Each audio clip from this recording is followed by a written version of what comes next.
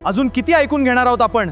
चुकीचा इतिहास सांगितला जातो आणि आपण शंड झालो आहोत का? इतिहास विसरणाऱ्या जातीचा कधीच उदय होत नाही. आता वेळ सत्याची बाजू घेण्याची आहे, गप्प बसण्याची नहीं. हवा फिल्म आई, संभाजी महाराज पे वो इतने अत्याचार बहुत अनएस्थेटिक तरीके से दिखाए गए.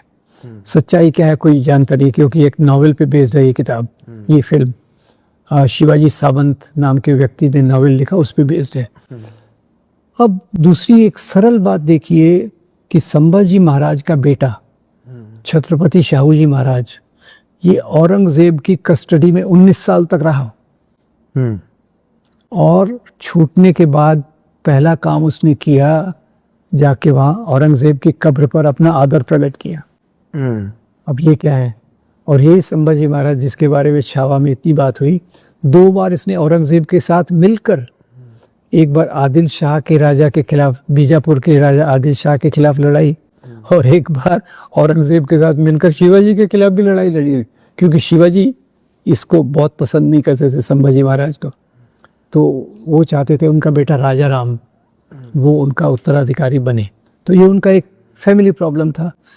कुछ लोग बोलते हैं कि संभाजी को इतना खराब बताने में ब्राह्मणों का हाथ है, क्योंकि सावरकर और गोलवलकर दोनों ने संभाजी को शासन के लायक नहीं माना. उन्होंने तो बहुत सारी और चीजें भी कही है जो, हाँ, वो शराब के बारे में, स्त्रियों के बारे में ये भी कही है. संभाजी का पीरियड तो बहुत छोटा है, क्योंकि जल्दी औरंगजेब के साथ समझौता न होने के कारण वो. पर हिस्टोरिकली क्या कहा जाता है कि उन्होंने समझौता क्यों नहीं किया? हिस्टोरिकली देखिए ऐसा है कि उनका भी एक जो पर्टिकुलर ईगो था, उनको लगा मैं अभी वेल सेटल्ड हूँ. एक तरफ उधर ब्रिटिश भी आ गया, ईस्ट इंडिया कंपनी की भी फौज आ रही थी, इधर औरंगजेब की आ रही थी. तो इसके बीच में उनका एक जो चल रहा था, मैं किधर जाकर जाऊं. अंग्रेज़ों के साथ भी उनकी एक लड़ाई हुई थी, औरंगजेब के साथ भी लड़ाई हुई. तो ये कहना मुश्किल है कि पहले उन्होंने औरंगजेब के साथ समझौता किया और बाद में उनकी लड़ाई क्यों हुई. और लड़ाई में भी मज़ेदार बात यह है कि वहाँ औरंगजेब खुद गया ही नहीं था.